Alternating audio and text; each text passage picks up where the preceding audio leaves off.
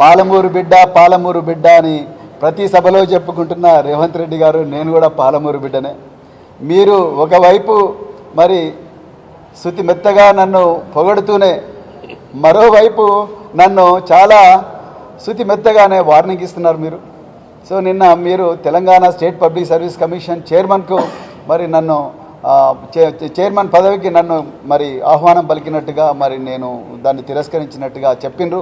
మరి నేను మళ్ళీ చెప్తున్నా, నేను ఆ తిరస్కరించిన మాట వాస్తవమే. నేను ప్రజాక్షేత్రంలో ఉండాలనుకున్నా.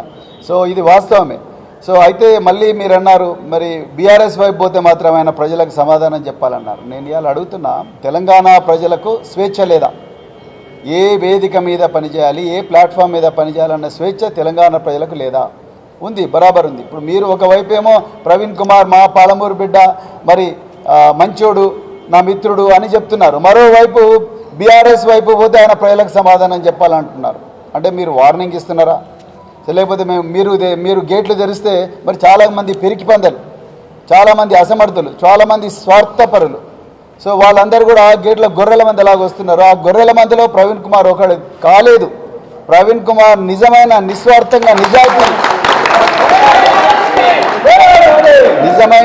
నిజమైన నికార్సైన నిజాయితీ కోసం పనిచేసే నాయకుడు కాబట్టి ఆ గొర్రెల మందిలో ఒకడు కాలేదని బాధపడుతూ మరి అక్కసుతో ఈ మాట అంటున్నారా రేవంత్ రెడ్డి గారు? మరి మీరే చెప్పాలి. సో నేను ఎప్పుడు కూడా ఆ గొర్రెల మంది ఉండదలుచుకోలేదు. చాలామంది అన్నారు ఎంత ప్యాకేజ్ తీసుకున్నావు కేసీఆర్ దగ్గర అని అంటా ఉన్నారు సోషల్ మీడియాలో. ఎంత ప్యాకేజ్ తీసుకొని పోతున్నాం మిత్రులారా? నేను మళ్ళీ చెప్తున్నా, ప్యాకేజీ తీసుకుంటాను అయితే నేను అధికార పార్టీ దగ్గరనో రేవంత్ రెడ్డి దగ్గర ఆయన గెలిచిన గేట్ల దగ్గర కూర్చొని మరి ఆ సీట్లలో కూర్చునేటోని ప్యాకేజీల కోసం వచ్చినోని కాదు. ఒక అభివృద్ధి, తెలంగాణను పునర్నిర్మాణం చేయడానికి ఒక యజ్ఞంలో భాగస్వామి కావడానికి వచ్చిన, అంతే తప్ప ప్యాకేజీల దృష్టితో ఇక్కడికి వచ్చినామని కాదు. అట్లని నాకు ఆస్తులన్నీ వచ్చినాయి, ఆ దొంగ ఆస్తులన్నీ మరి రక్షించుకుందామని చెప్పి భయంతో నేను పోయిన పిరికి పందను కాదు, స్వార్థపరుణ్ణి కాదు. నేను అన్నీ వదులుకొని, ఉద్యోగాన్ని వదులుకొని నేను రాజకీయ రంగంలోకి వచ్చిన.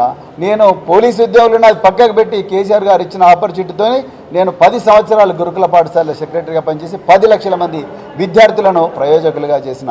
నాకు పైసలు అవసరం లేదు, అలా ప్రజాసేవనే ముఖ్యమని చెప్పి ఇక్కడికి వచ్చిన. అందుకొరకు రేవంత్ రెడ్డి గారు దయచేసి మీరు మరి మీ దారిన రాని వాళ్ళను బెదిరించడం దయచేసి మానుకోండి. నేను కూడా పాలమూరు బిడ్డనే. నా లోపల కూడా మరి అదే తుంగభద్ర నది తినే, నా లోపల కూడా అదే నడిగడ్డ గాలే ఉన్నది, అదే విధంగా నడిగడ్డ తిండే నేను తిన్నా. అందుకొరకు మరి పాలమూరు బిడ్డను, మీరు పాలమూరు బిడ్డ అయితే మరి నేను కూడా పాలమూరు బిడ్డనే. సో అందుకొరకు దయచేసి అట్లా వార్నింగ్లు ఇవ్వకండి, మరి మీరు హోదాను తగ్గించుకోకండి అని మరొకసారి రిక్వెస్ట్ చేస్తాను. Thank you.